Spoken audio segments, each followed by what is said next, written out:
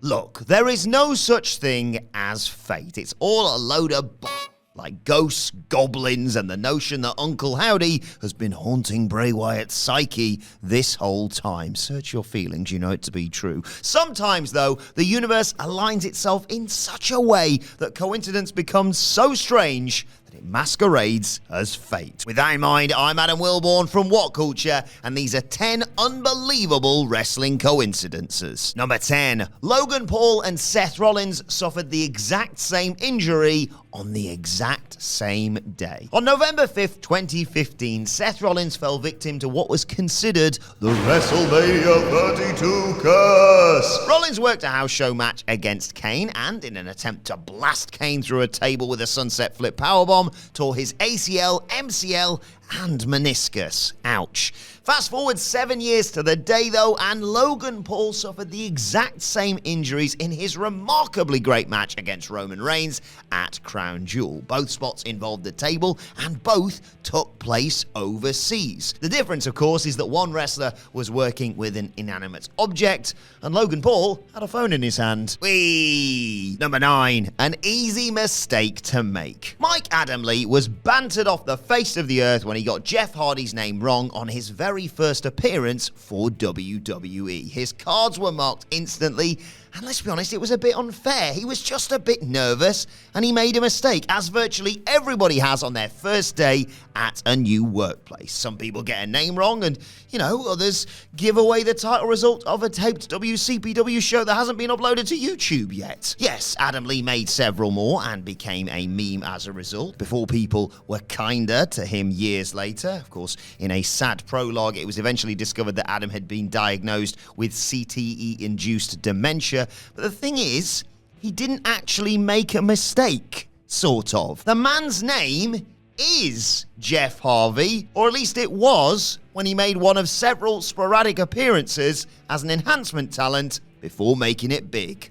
Apologize to Adam Lee, you lot. Number 8. When the bitterest enemies are almost the same people. This wrestling performer started working without formal training. This wrestling performer booked and starred in their own backyard promotion, which actually boasted a shockingly strong local following. This wrestling performer abstains from drinking alcohol and using drugs. This wrestling performer experienced major success in every single promotion they worked, with the notable exception of Total Nonstop Action. This wrestling performer was also told by more than one influential figure that they didn't know how to work, and used this criticism to drive their career in total defiance of mainstream norms. This wrestling performer recognized that the business was terrible under monopoly and vowed to change it, using that exact word in promos that sparked the imagination of the wrestling fandom. This wrestling performer was received as a hero for this promise in front of a white-hot Chicago crowd, and this wrestling performer also has a skyscraper of an ego, even by wrestling standards. This wrestling performer is CM Punk, but this wrestling performer is also Nick Jackson and Matt Jackson. I think they all get along, eh? Number 7. The every WrestleMania ending in 0 phenomenon. So far, every WrestleMania event that ended in 0 has played host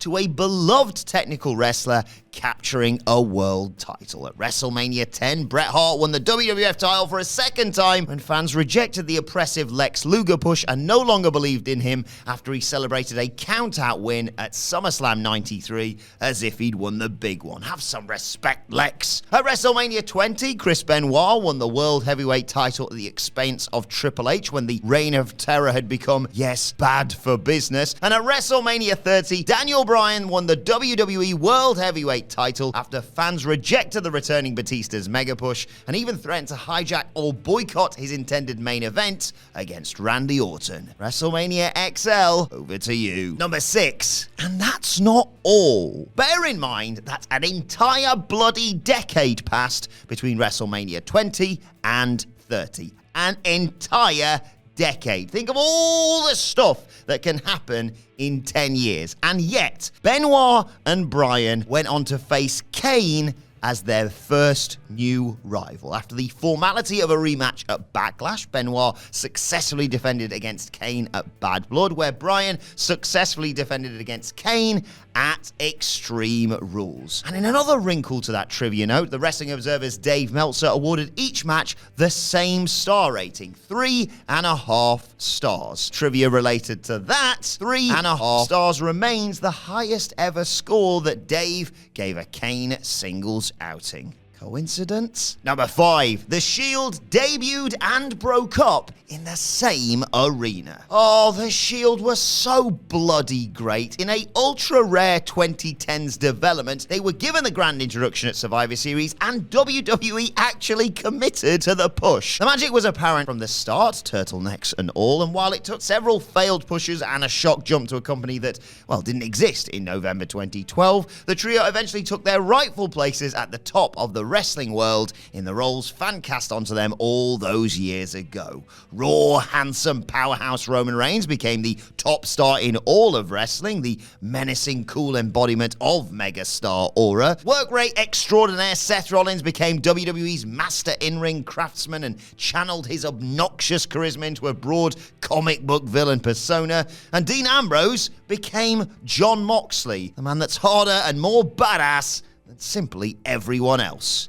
And he also drinks piss. They eventually broke up on June 2nd, 2014 at the exact same arena in which they debuted, Bankers Life Fieldhouse in Indianapolis, Indiana. Number 4. The amazing symmetry behind Edge's debut and retirement match. The spear wasn't just something Edge always did. After taking some punches from Jose Estrada on the June 22nd, 1998 episode of Monday Night Raw, it was the very first thing he did, which prior to his 2020 return was also the very last move he hit in a successful World Heavyweight title defense against Alberto Del Rio at WrestleMania 27. But it goes deeper, too. Edge injured Jose's neck in 1998 and was working through the injured neck that retired him for 9 years in 2011. Also, the difference between Edge's retirement and comeback was 9 years, the same amount of years that separated the ages of Estrada and Del Rio in those matches. Amazing. Number 3, the incredibly creepy Wikipedia amendment. It was discovered on June 25th, 2007 that Chris Benoit had killed his wife Nancy and son Daniel in their Georgia home. The most harrowing day we've all spent in our capacity as wrestling fans, deep enough into the hobby that we pore over every detail online. It's highly likely that you did nothing else except refresh the computer before the harrowing reveal in a state of profound shock, bargaining as to what the reality of the situation was. Chris Benoit killed his wife and child. The story was so surreally awful that those 7 words don't feel real in some way.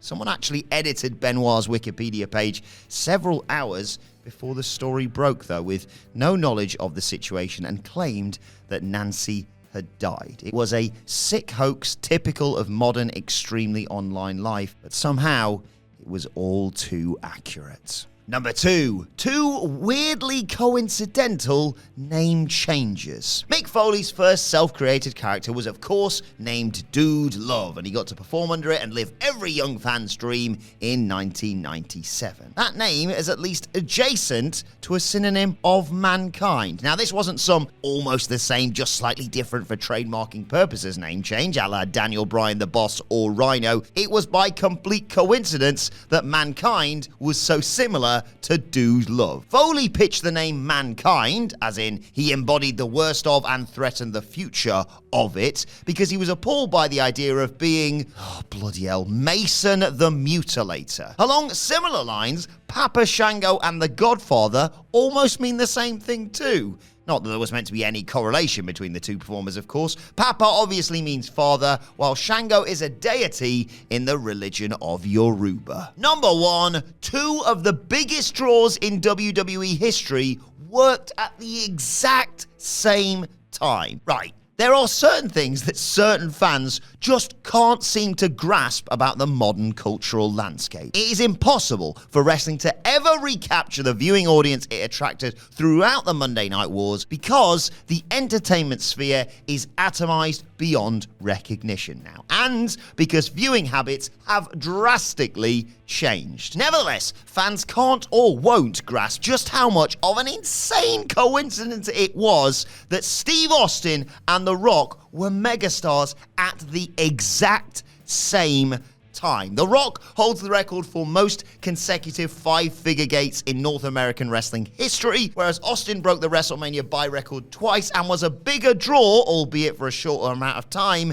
than Hulk bloody Hogan. The WWF basically had two Hogans at the same time. No wonder it was bigger than it is now, for goodness sake. And that's our list. Did we miss any out? Let us know in the comment section below. And don't forget to like, share, and subscribe. And subscribe to What Culture Wrestling, wherever you get your podcasts from, for daily wrestling podcasts. Plus, you can let us know your thoughts on Twitter at WhatCultureWWE. And you can find me on there at Adam Wilborn. Thanks for watching. I've been Adam from What Culture, and I'll see you soon.